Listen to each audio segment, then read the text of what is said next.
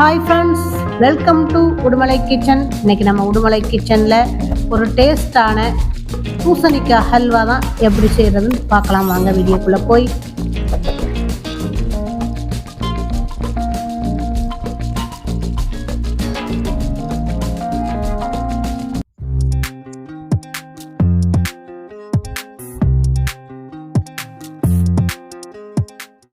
இன்னைக்கு 1/2 கிலோ பூசணிக்காய் எடுத்திருக்கேன். நல்ல விளைஞ்ச பூசணிக்காய் ஃப்ரெண்டு தான் கொடுத்து விட்டாங்க. சரிக்கு சாம்பார் செய்கிறத பூசணிக்காயை பார்த்தோன்னே ஹல்வா செய்யணும்னு ஒரு ஆசை வந்துருச்சு. சரின்னு எடுத்து கட் பண்ணிவிட்டு துருவிக்கலாம். நல்லா முத்துன பூசணிக்காய், அதனால நல்லா டேஸ்ட்டாக இருக்கும். துருவிக்கலாம். நல்லா கல் மாதிரி இருந்துச்சு, நல்லா துருவி எடுத்தாச்சு. இப்போ நம்ம புளிஞ்சிடணும்.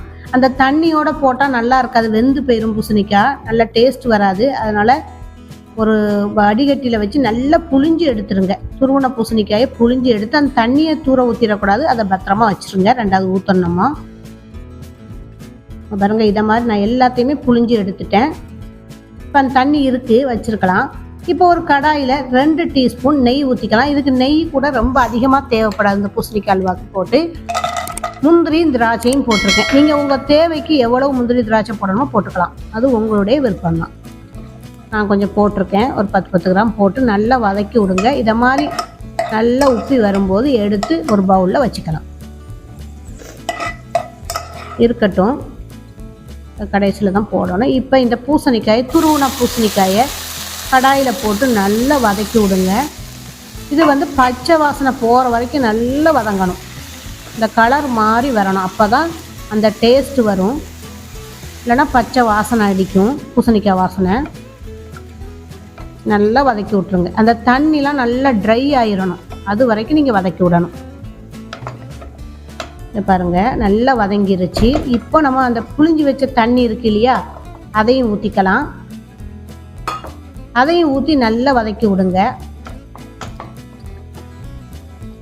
நல்லா வதங்கட்டும். அதுவும் நல்லா வெந்து நல்ல தண்ணி வத்துற வரைக்கும் வதங்கணும். அதனால் 2 நிமிஷம் மூடி போட்டிருக்கேன். இப்போ பாருங்கள், நல்லா வதங்கிருச்சு. இந்த டைமில் சர்க்கரை ஒரு 300 கிராம் போட்டுக்கலாம். 1/2 கிலோ பூசணிக்காய்க்கு 300 கிராம் சர்க்கரை கரெக்டாக இருக்கும். நல்லா கலந்து விடுங்க. தண்ணி விட மாதிரி தான் இருக்கும், அது போக போக இறுகி கெட்டியாயிரும். நல்லா இதை மாதிரி கலந்து விட்டதுக்கப்புறமா ஹல்வாவுக்கு ஃபுட் கலர் ஊற்றணும் இல்லையா, அப்போ தானே நல்ல கலராக இருக்கும். அதனால் ரெட் கலர் ஊற்றிருக்கேன். ஹல்வா கலருக்காக வேண்டி ரெட் கலர் ஊற்றிருக்கேன். நல்லா கலந்து விடுங்க. கலந்து விட விட கெட்டியாகிக்கிட்டே இருக்கும். கொஞ்சம் கலர் பத்தலை, இன்னும் கொஞ்சம் கலர் போடணும், அப்போ தான் நல்லாயிருக்கும். இப்போ 1 டீஸ்பூன் ஏலக்காய் தூள் போட்டுக்கலாம். போட்டு நல்லா கலந்து விடலாம். நல்லா கொதிச்சு வருது.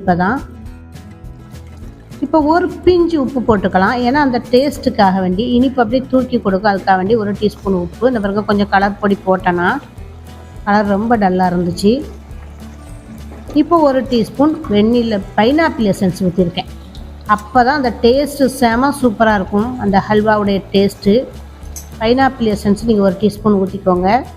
ஊற்றி நல்லா கலந்து விடுங்க. பாருங்க, வத்தி வருது, கலராக வச்சிடும். ஒரு 20 நிமிஷம் தான் ஆகும் இந்த ஹல்வா செய்ய. சீக்கிரமாக செஞ்சிடலாம். ரொம்ப 20 நிமிஷம் கூட தேவையில்லை, டக்குன்னு அது வத்திடுது. இங்கே பாருங்கள், நல்லா கிளறியாச்சு. இப்போ நம்ம வறுத்து வச்ச முந்திரி திராட்சையை போட்டுக்கலாம். போட்டு நல்லா கிளறி விடுங்க. ஹல்வா ரெடி ஆகிட்டு செஞ்சு பாருங்கள். கமெண்ட் பண்ணுங்கள். இந்த வீடியோ பிடிச்சிருந்தா லைக் போடுங்க. தேங்க்யூ.